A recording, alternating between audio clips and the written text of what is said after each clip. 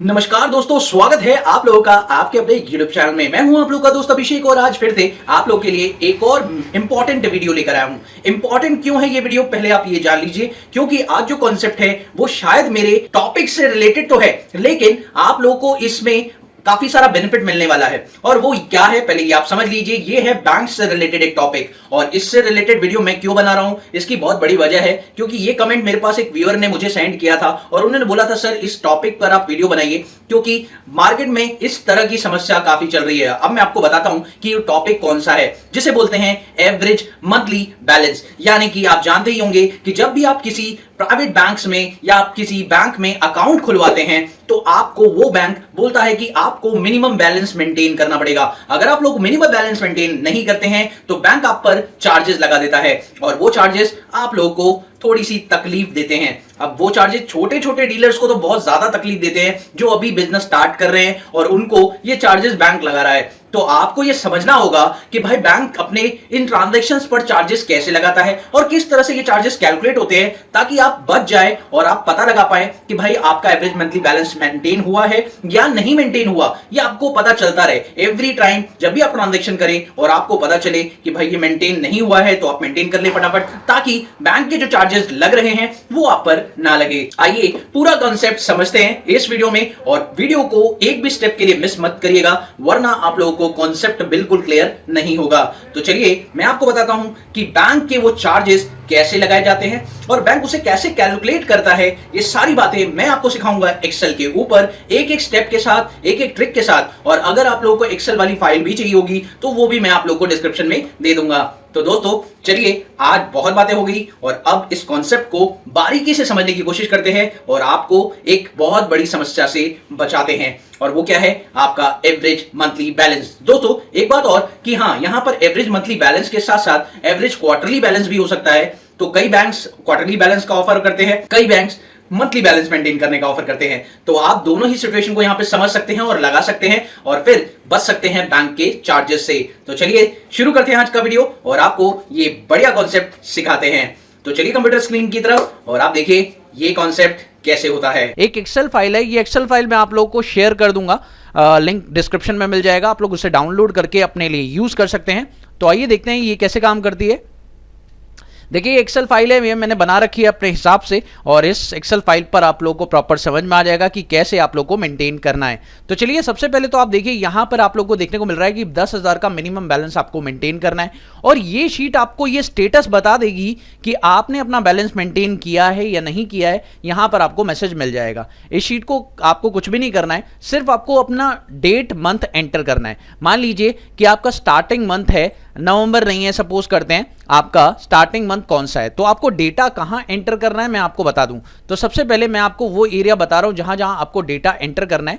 तो दोस्तों पहला तो ये एरिया है जहां पर आपको डेटा एंटर करना है, इसी जगह पर आपको डेटा एंट्री करनी है, बाकी आपको कोई भी चीज नहीं छेड़नी है। ये है डेटा एंट्री का एरिया, यहां पर आपको डेटा एंट्री करनी है, जो ये लाइन आपको दिखाई दे रही है। बाकी और कहीं पर भी आपको डेटा एंट्री नहीं करनी है, अगर आप कहीं और करेंगे तो दिक्कत हो सकती है।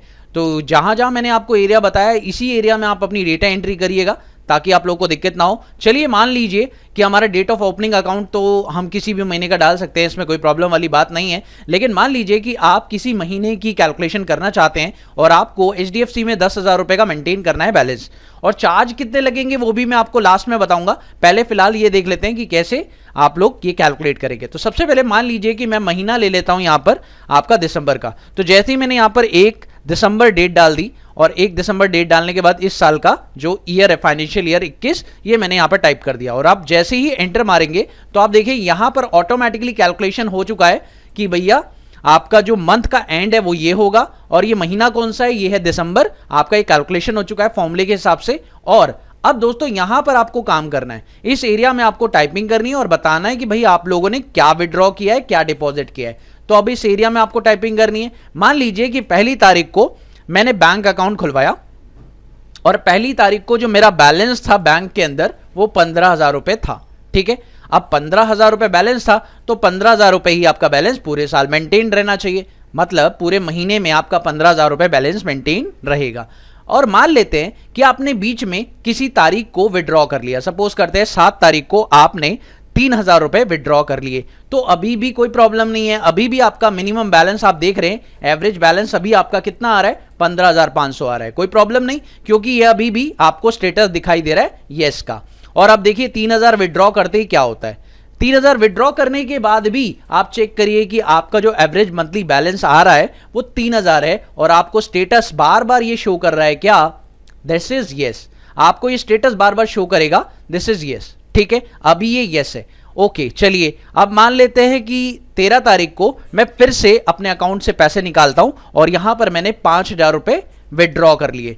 तो ये देखिए 13 तारीख को मैंने 5,000 रुपए और निकाल लिए। तो जैसे ही मैंने 5,000 रुपए निकाले, अब आप चेक करिए एक प्रॉब्लम आपके सामने यहां पर आ चुकी है, और वो क्या है, चेक करिए। ये देखिए प्रॉब्लम क्या आई है, प्रॉब्लम ये आई है कि आपका जो एग्जिस्टिंग बैलेंस है वो कम हो चुका है, और आपको साफ साफ स्टेटस मिल चुका है भाई, अब आपने अपने बैलेंस को खतरे में डाल लिया है, अब आप पर बैंक चार्ज लगाने वाला है। तो प्लीज फटाफट ये स्टेटस जैसे ही आपको दिखने लग जाए उसके बाद तुरंत ही क्या करिए, अपने बैलेंस को मेंटेन करिए, वरना चार्जेस लगने शुरू हो जाएंगे। अगर मान लीजिए आपके पास अभी महीना खत्म नहीं हुआ है और अब आप चाहते हैं कि भाई महीना खत्म नहीं हुआ है, अभी भी आपके पास काफी सारे दिन है। आप देखिए 13 तारीख को आपने ये ट्रांजैक्शन की है, अब आपके पास काफी सारे दिन है, आप किसी भी दिन जाइए और बैंक में डिपॉजिट करा दीजिए। जैसे ही आप डिपॉजिट कराएंगे तो आपका बैलेंस मेंटेन हो जाएगा। कैसे, आइए देख लेते हैं। यहां पर मान लेते हैं कि आप 3,000 रुपए 3,500 रुपए डाल देते हैं। तो जैसे ही आपने 3,500 रुपए डाले तो आप देखिए ना, आपका तुरंत से स्टेटस क्या हो गया, 11,000 रुपए का। मिनिमम कितना था, 10,000, लेकिन अब कितना हो चुका है, 11,000 रुपए का। यानी अब आपका प्रॉपर बैलेंस मेंटेन्ड हो चुका है। आपको अब इस अकाउंट में, यानी कि अब इस महीने में कोई ट्रांजैक्शन नहीं करनी है। अगर फिर भी करनी पड़े तो दोस्तों याद रखिएगा, महीने का एंड आप लोग के पास है, यानी इस महीने के एंड तक कैलकुलेशन करेगा बैंक। ध्यान रखिएगा, महीने के हिसाब से बैंक कैलकुलेट करता है अपनी कैलकुलेशन को, यानी एंड ऑफ द मंथ वो अपनी कैलकुलेशन देखता है कि भाई आपका जो मेंटेन्ड बैलेंस है वो हो रहा है या नहीं हो रहा। तो एवरेज मंथली बैलेंस का जो पॉइंट है वो यही कहता है कि आपने पूरे महीने में क्या मेंटेन किया है अपना बैलेंस। ठीक है, तो अभी आपने पूरे महीने में अपना बैलेंस जो मेंटेन किया है वो मेंटेन किया है 3 लाख, लगभग इतना मेंटेन किया है। तो इस हिसाब से आपका टोटल बैलेंस इतना मेंटेन हुआ है, बैंक ने इसे यूज किया है। मतलब एक्चुअली में तो आपने इतना मेंटेन नहीं किया, लेकिन बैंक के हिसाब से इतना मेंटेन किया है on an average total basis पर, और उसने अपना एक एवरेज निकाला कि भाई आपको इतना मेंटेन आपने किया है जो कि आपके मिनिमम बैलेंस रिक्वायरमेंट से ज्यादा है, तो हमें कोई दिक्कत नहीं है। लेकिन मान लीजिए जैसे ही आप लोग और यहां पर विड्रॉ करते हैं, सपोज करिए 2500 रुपए आपने यहां पर क्या कर लिया और विड्रॉ कर लिया, तो अब आप देखिए जैसे ही 2500 रुपए विड्रॉ करते हैं, ओ अभी भी आपका बैलेंस विड्रॉ करने के बाद भी अभी आपका बैलेंस एग्जिस्टिंग 10,000 से ज्यादा ही है, तो कोई प्रॉब्लम अभी भी नहीं है। इसका मतलब अभी आप यहां पर काम कर सकते हैं, मतलब ये बैलेंस बिल्कुल सही है, आप इतना मेंटेन कर चुके हैं। तो ये हर महीने का हिसाब किताब आपके लगता रहता है अकाउंट के अंदर। आप इस स्टेटस से आपको तुरंत पता चल जाएगा कि बैलेंस मेंटेन हुआ या नहीं हुआ।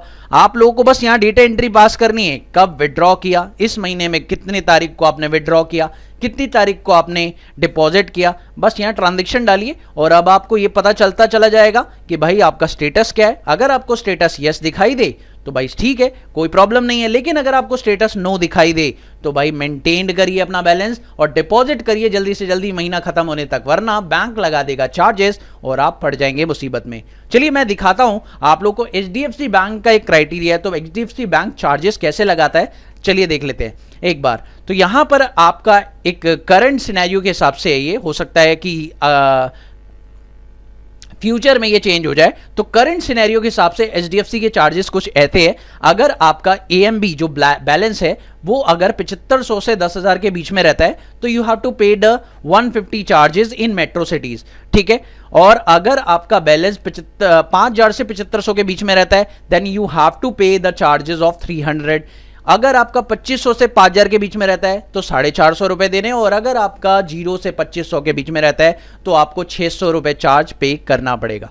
और अगर आप मेट्रो सिटीज में नहीं रहते हैं, आप रूरल एरियाज में रहते हैं, तो वहां पर मिनिमम बैलेंस मेंटेन करने की जो रिक्वायरमेंट है HDFC की वो 5,000 रुपए वाली है। तो बस आपको एक काम करना पड़ेगा, अगर ये डेटा आप अर्बन में यूज कर रहे हैं यानी आप बैंक्स हैं और आप बैंक का इस्तेमाल कर रहे हैं HDFC और HDFC बैंक का इस्तेमाल कर रहे हैं कौन से एरिया में, अर्बन एरिया में, तब आपको एक छोटा सा काम करना है, यहां पर अपना मिनिमम बैलेंस बस चेंज कर देना है। तो उस केस में ये वाला जो सेल है ये भी चेंज होगा, और अगर ये चेंज होगा तो उसके अकॉर्डिंग आपको यहां पर अपना स्टेटस भी चेक करना पड़ेगा।